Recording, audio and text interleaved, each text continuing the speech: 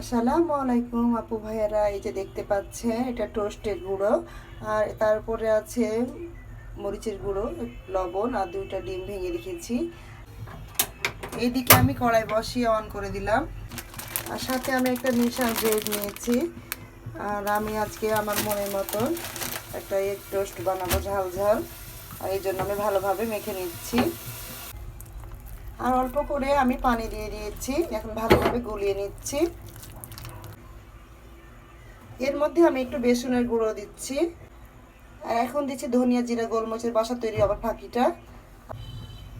তো আমার গোলাটা তৈরি হয়ে গেছে। এদিকে কড়াই আমি তেল দিয়ে দিচ্ছি ভাজার জন্য।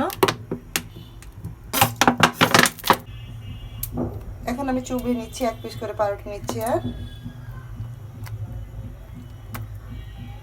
আমার ব্যাটারে ডুবিয়ে নেওয়া হয়ে গেছে, এখন আমি দিয়ে দিচ্ছি।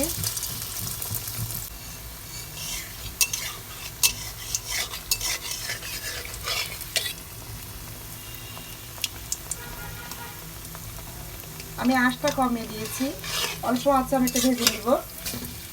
এক পিঠ হয়ে গেছে, আমি আরেক পিঠ উল্টে দিলাম।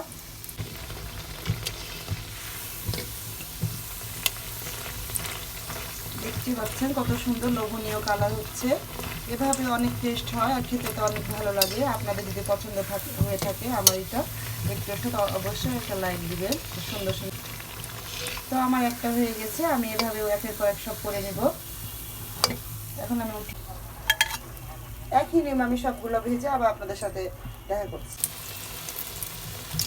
এই তো ফাইনালি দেখছেন কত সুন্দর ভাজা হয়ে গেছে। এগুলো চাইলে আপনি এমনিও খেতে পারবেন। আবার যদি ভাবেন যে আপনি টমেটো কুচি, শসা কুচি, পেঁয়াজ কুচি, কাঁচামরিচ কুচি, লবণ, বিট লবণ, সস দিয়ে একটা স্যান্ডউইচ আকারে খেতে পারেন। বাচ্চারা এভাবে পছন্দ করে, তো আমার মেয়ে তো এভাবে পছন্দ করে, ওই জন্য আমি এভাবে বানিয়ে নিচ্ছি।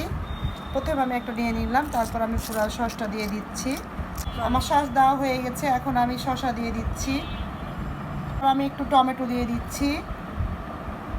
এরপর আমি পেঁয়াজ কুচি দিয়ে দিচ্ছি, তারপর কাঁচামরিচ দিয়ে দিচ্ছি, একটু লবণ দিয়ে দিচ্ছি, সাদা লবণ এটা। এরপর আমি বিট লবণটা দিয়ে দিব।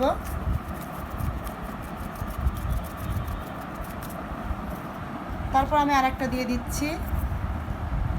তো ফাইনালি আমি এভাবে সবগুলো বানিয়ে নিব। আর দেখেন কত সুন্দর একটা লোভনীয় স্যান্ডউইচ হয়েছে। এভাবে অর্ধেক করে কেটে দিবেন, বাচ্চাদের টিফিনে দেবেন, বাচ্চারা খুব পছন্দ সহকারে খাবে আর পেটটা খাবে, পেটটাও ভরবে। তো আমার এই স্যান্ডউইচটা কেমন লেগেছে, যদি ভালো লাগে অবশ্যই লাইক করবেন, একটা শেয়ার করবেন। আর যারা আমার ইউটিউব চ্যানেলটাকে সাবস্ক্রাইব না করেছে সাবস্ক্রাইব করবেন। আর যারা আমার ফেসবুকে আছেন অবশ্যই আমার পেজটাকে ফলো করে দিবেন। আল্লাহ হাফেজ।